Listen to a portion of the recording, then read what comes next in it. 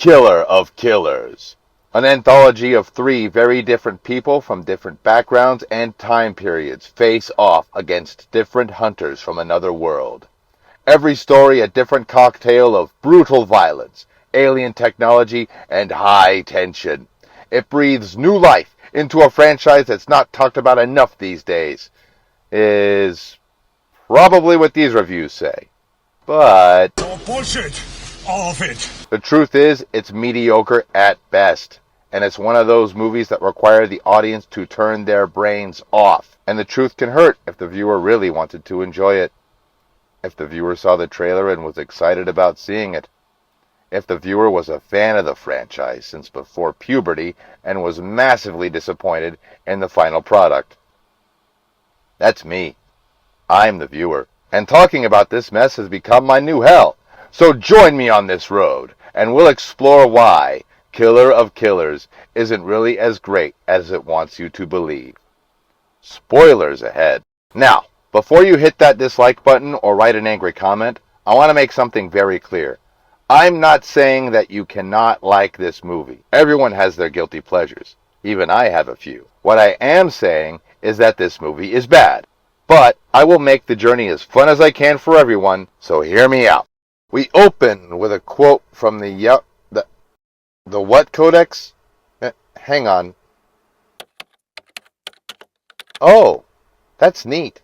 I'm not saying that. The first act is The Shield. We get a title card that says Earth 841 AD because where the hell else will this be? How dumb do you think your audience is? Are we going to go to a different planet later? Will we get a title card for that one? This story isn't the dumbest, but it's still pretty dumb, and it's not a great start. Meet Ursa, a Viking warlord on a quest for revenge and bringing her effeminate son Anders along for the ride. At first, everyone is speaking Old Norse, then immediately switches to English.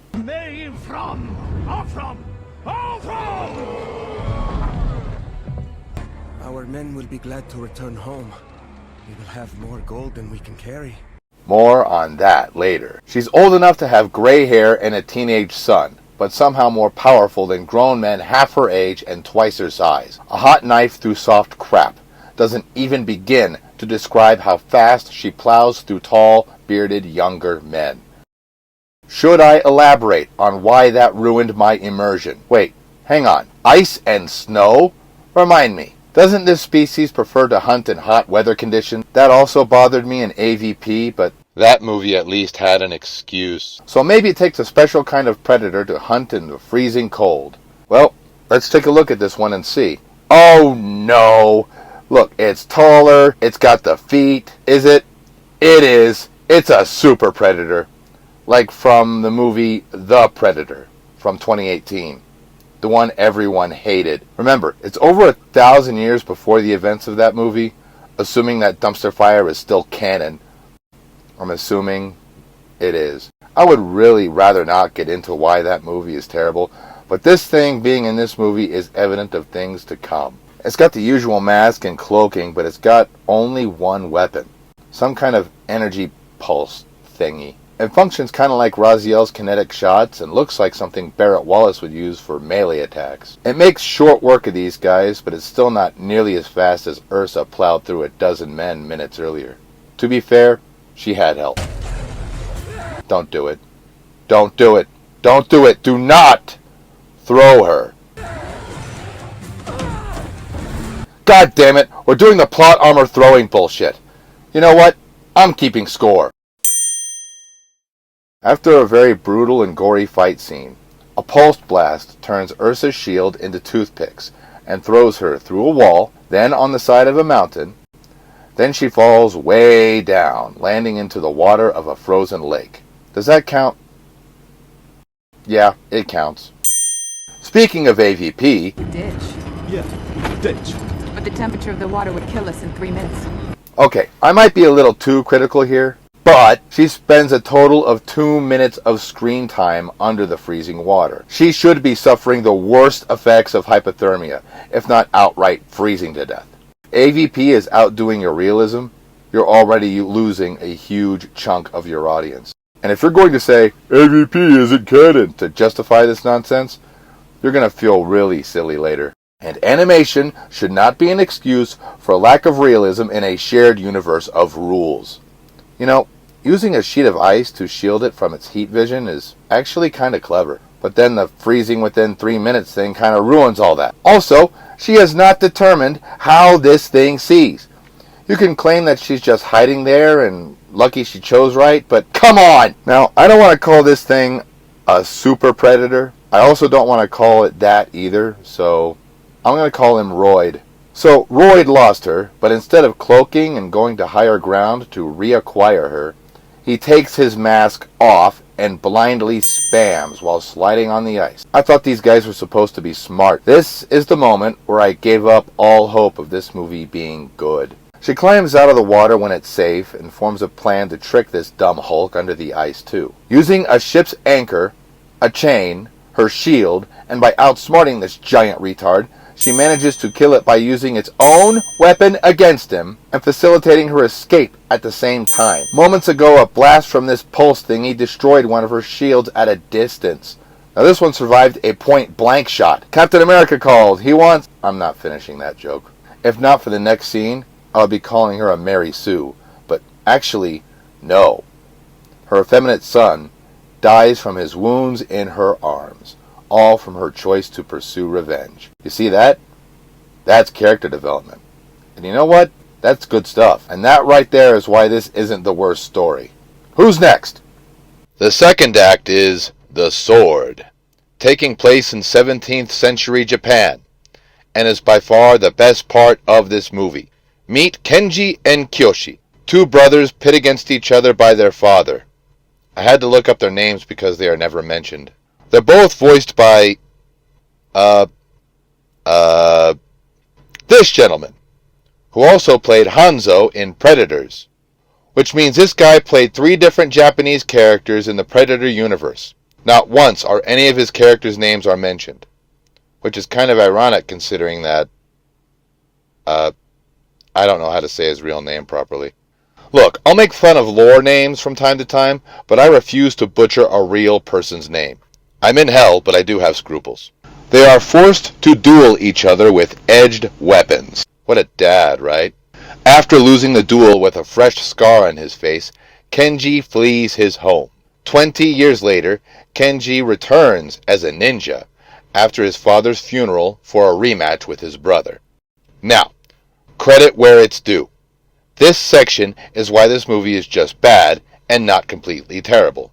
Actually, the first half is quite good, so if it feels like I'm rushing it a bit, it's because I want to get to the problems. But I will mention a few of its good things. The bell tower scene in particular. It demonstrates Kenji's abilities and intentions to enter the compound unnoticed. But despite his efforts, a different sentry notices him and a bell is rung. Even with the guards being alerted with drawn weapons, Kenji uses smoke to gain the advantage, and a longer and more detailed fight between estranged brothers begins. But not to the death. He just wanted to scar Kyoshi the same way he was scarred as a child. Just like the Shield, the fighting in this one is brutal and gory too, but it's more sleek. Faster, with lots of running, jumping, climbing, dodging, diving, sword fighting. Not gonna lie, it's cool, but it has a few hiccups. There's a moment when Kenji blocks a katana with what looks like a wooden handle of a kama. Maybe it was brass or copper, I can't tell. The frame rate makes certain details difficult to make out. But for the most part, this act is very good stuff so far. A tense and quiet bell tower scene? Good stuff. The fight choreography? Good stuff. Kyoshi putting on his father's armor one piece at a time during the fight? Very good stuff.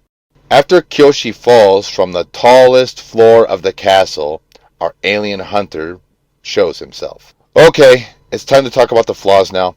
Why isn't he cloaked on the rooftop? You can make out him and his long spear out very well in the moonlight. Why is he here? Did he know this would happen today? Does he normally stalk these rooftops like Batman waiting for something to happen? Oh, I know what I'm gonna call you. I am vengeance. I am the night. I am Batman. Why was he not cloaked when attacking Kenji? Why does he uncloak, scream, and cloak again? Wait a minute, how did Kenji survive that fall? How did Kyoshi survive that fall? He fell from the highest floor of the castle. Maybe he landed in ice water too. Why does Batman uncloak when doing an aerial attack on the brothers? Hang on, why is it suddenly morning?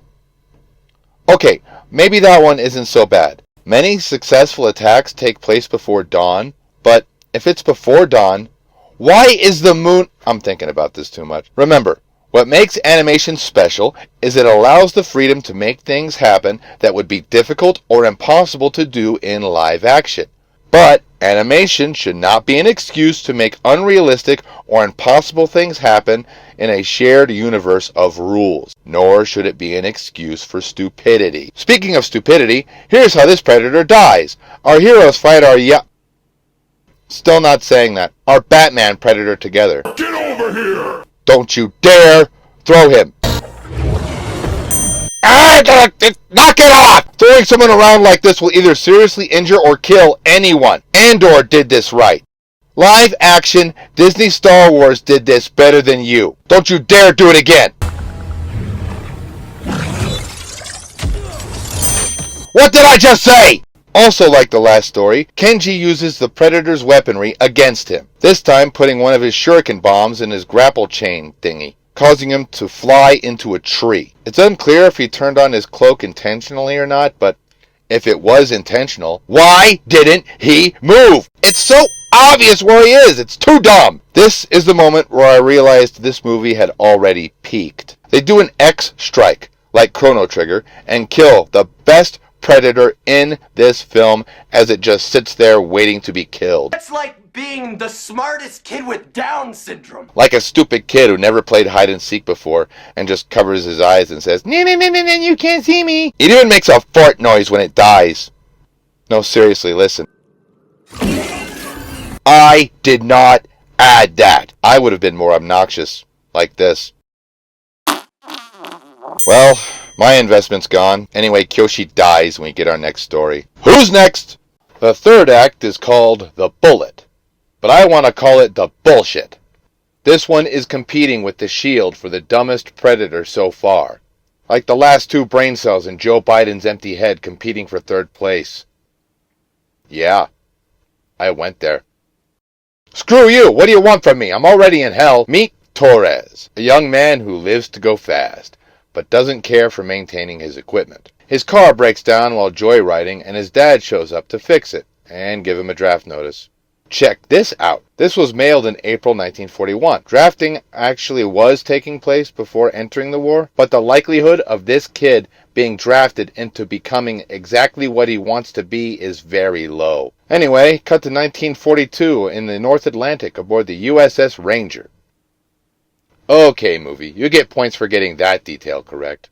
Torres here is not like the previous two heroes. He is not motivated by revenge or family feud. Just a young man in uniform trying to do his job. And his superior officer Vandy is forcing him to fix his own plane. Not gonna lie, I actually kinda like that detail. But all that goodwill this story has built up is about to be pissed away by the next scene. Several planes have returned with damaged engines and are on fire. How?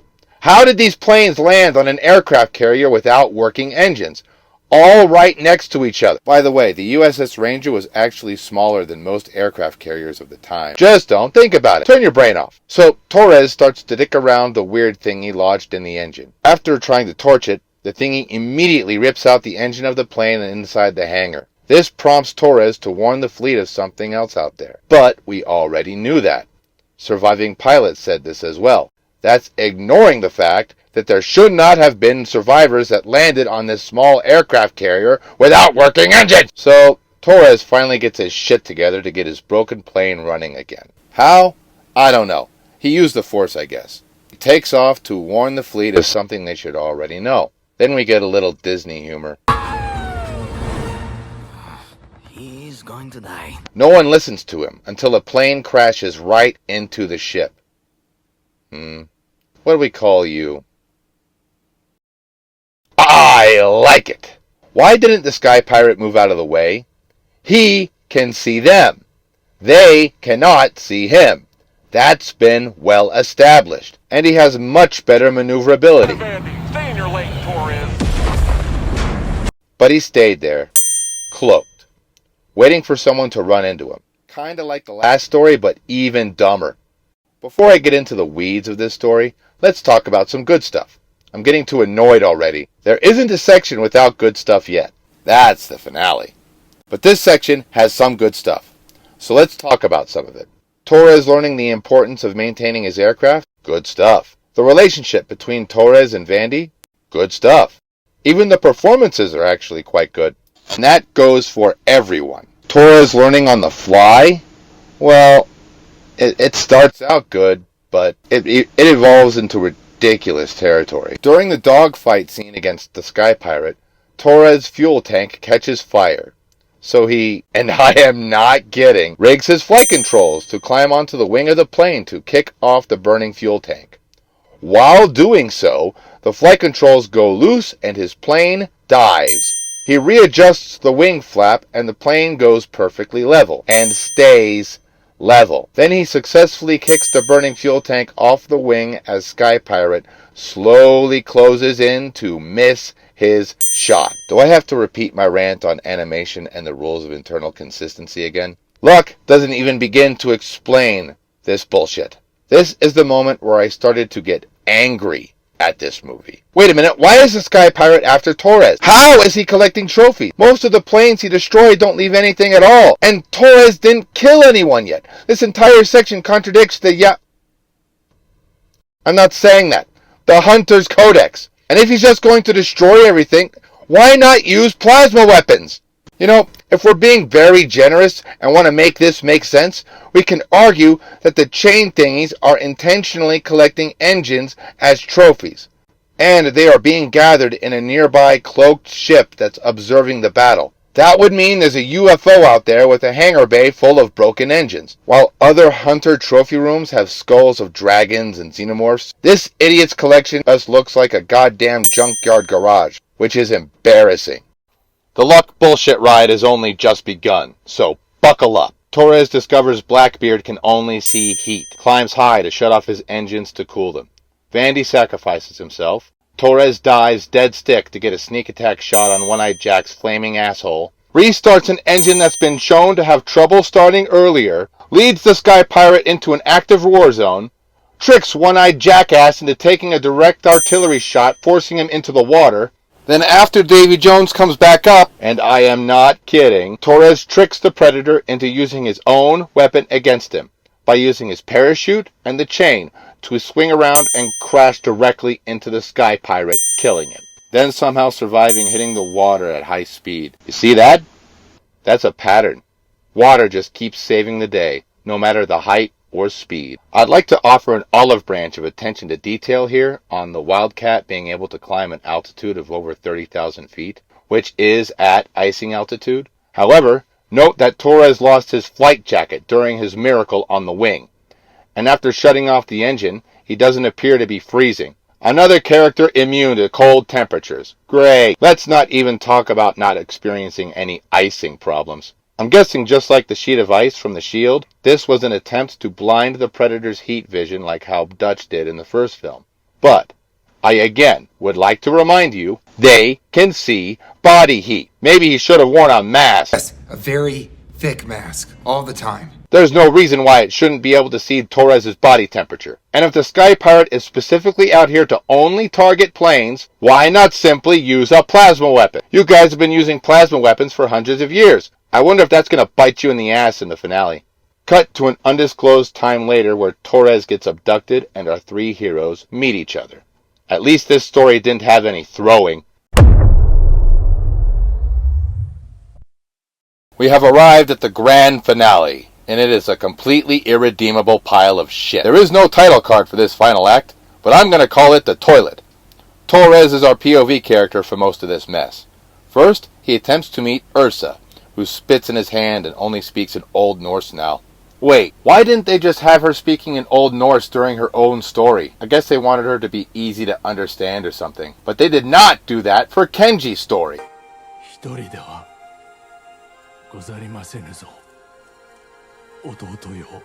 Why? Well, now we have a problem with this movie being consistent with itself. Great job, movie. What's next? Oh, our World War II Navy veteran from the 40s has his first encounter with a Japanese man. This should be fun. He makes himself look stupid by attempting to speak Japanese. It's kind of endearing, but...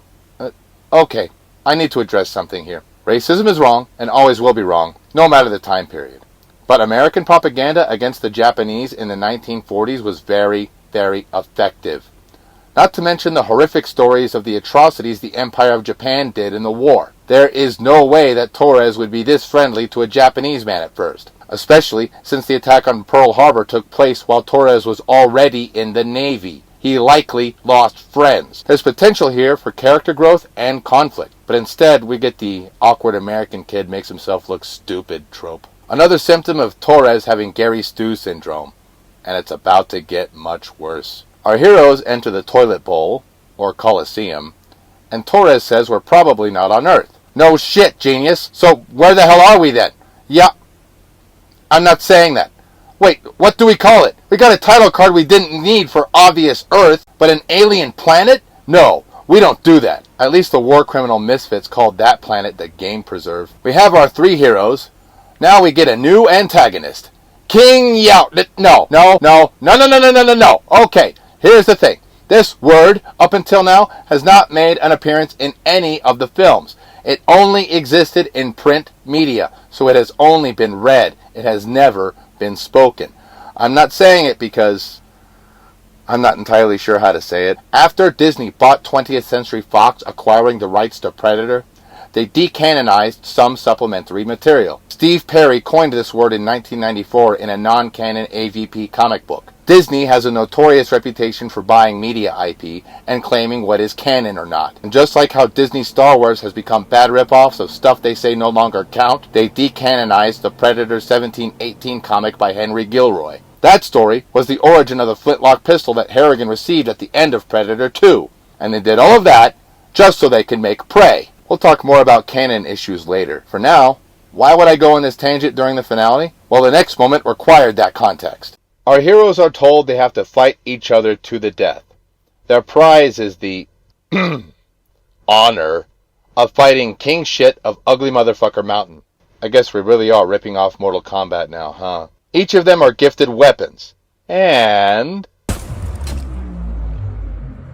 What the hell? that very same weapon from Predator 2 and Prey is given to Torres for his weapon in a battle royale. This is the moment where I hated this movie. This entire movie is just to close the plot hole they made from Prey. Oh, so what happens next? Oh, right. Round 1. Fight! Ursa starts fighting like crazy. Kenji fights only defensively. Torres insta-learns another skill. Everyone is speaking in their native languages, but no one understands each other. They just talk at each other to inform the audience of their motivations. It's like watching the animated cutscene from the comments section of any social media platform. Ursa's rampage is only stopped when Torres fires one shot at Ursa's axe. Then Ursa is reminded of her son from seeing Torres. She's reminded of her scared, effeminate son from looking at our short, scrawny, diverse World War II combat veteran. I hate this movie. Then, a giant monster is released into the Coliseum, like in Attack of the Clones. Once released, it eats the predator that put the bomb collars on them, swallows Torres whole, giving him a chance to use the gauntlet. This makes Ursa snap and attack the monster like it ate her son, or told her to smile more. Ursa and Kenji kill the monster, then it gets flushed, and we get another moment of Disney humor. Hey guys, I'm still in here! Ursa starts picking a fight at Kenji, who won't fight. Then King Shit decides to just kill them both. But then... And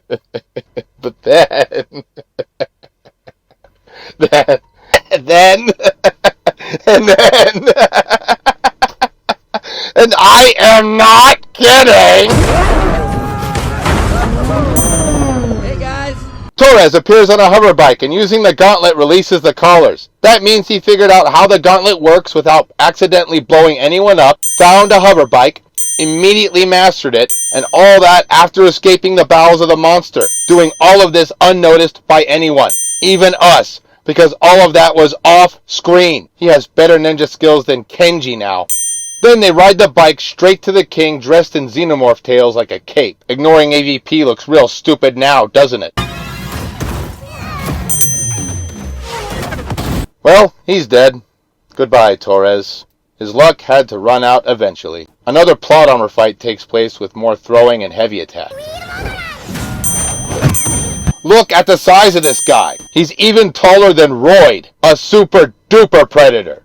Any one of these attacks should be an instant kill on any human. You are still alive? How? I hate this movie. You must be out of miracles by now. The fight continues with more blows that should be instant kills. Then Torres successfully learns another new skill with alien technology for the 5th time in 3 minutes. He then ends up saving Ursa and Kenji with the blast of the engines. Our heroes board the ship as several predators, including the king, slowly walk towards the king's ship as it's being stolen. Remember when the Berserker detonated his own ship without a second thought to prevent anyone from escaping the game preserve? These humans have refused to play their blood sport, and were about to be suicide squatted. And now they're escaping in your leader's ship. These guys have every reason to just blow the ship up. So, destroy the ship! Destroy the ship! You have every means of destroying it. There is no way you're this incompetent with your own technology. I don't want you to be reduced to this. I am actively rooting for the tribal alien hunters who make trophies of men.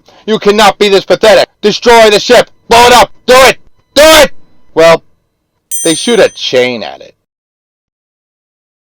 What the fuck? Every single hunter that fought and died in this movie died because of using chains. I thought you guys learned quick. Stop using chains. You're not good at it. So Ursa decides to sacrifice herself to let the other two escape. The attack successfully breaks them free, and our two remaining heroes fly off, only to be swarmed by ships who will assuredly bring it right back or shoot it down. Torres can't learn to go to light speed or whatever on the fly, can he? This guy flew prop planes that didn't work right because he didn't take care of them. And that was with technology he understood. Where the fuck are you even going, Torres? You don't even know where you are! I understand he has no other choice, but the movie wrote themselves into this corner. So, anyway, Ursa gets put back on ice. Hold on. She survived sub-zero temperatures soaking wet. Can cryosleep even affect her? Hold on. I thought she was sacrificing herself. But she ended up having the best chance of surviving. The other two's best chance on their own would be to crash on a Rick and Morty planet or something. And that's if they even escape. Anywho, as the guards put Ursa back in the fridge next to John Spartan, we see, oh hell, what was her name? From Prey, the other movie this director made. Naru! That's it. I kind of forgot. Wait a minute. What are the implications here? I thought defeating one meant honor and respect among them. Why are they freezing warriors that kill them? Saving them for more battle royales? Is Dutch in here? What about Royce or Isabel? Does Alexa even count? I better not see this asshole ever again. And Harrigan better not be in here. That wouldn't make any sense at all. Congratulations, sir. Here's your trophy for killing a hunter bigger and stronger than you. An honor held by few. Nah, just kidding. Give me back that gun. We're gonna solo freeze you. And that's killer of killers. What a disappointment. The first two stories have potential to be their own feature films. The third is a joke, and the finale is an insult. Ursa's story on its own isn't terrible. In fact, she actually has the best character arc. But an elderly woman barbarian who tanks hits from Royd and Predaking are just too much. Kenji is definitely a capable warrior, but I gotta ask, what the hell was his plan? Scar his brother and walk away like a boss? Remember, there were still guards in the castle, guards actively looking for an intruder. The perfect character trope, aka the Mary Sue or Gary Stu, isn't Ursa or Kenji. It's Torres. He has a character arc of not having other people bail him out of bad situations, but that's it. He's saved by Kenji, the plot, and pure luck. He's an express Gary Stu, the writing equivalent of using a cheap AI to generate your anime-style undead character because you don't have the skills to draw one yourself. What? Don't look at me like that! He serves the plot, and they stretched his abilities out ridiculously to accommodate it. Learn how the Predator sees, how to slingshot your plane on a chain, how to use a flintlock pistol, hack alien tech, ride an alien motorcycle, fly an alien spacecraft, hope that engine doesn't break down. Fun fact, the end credits have some fun artwork, but there's a big poster that says, join the army.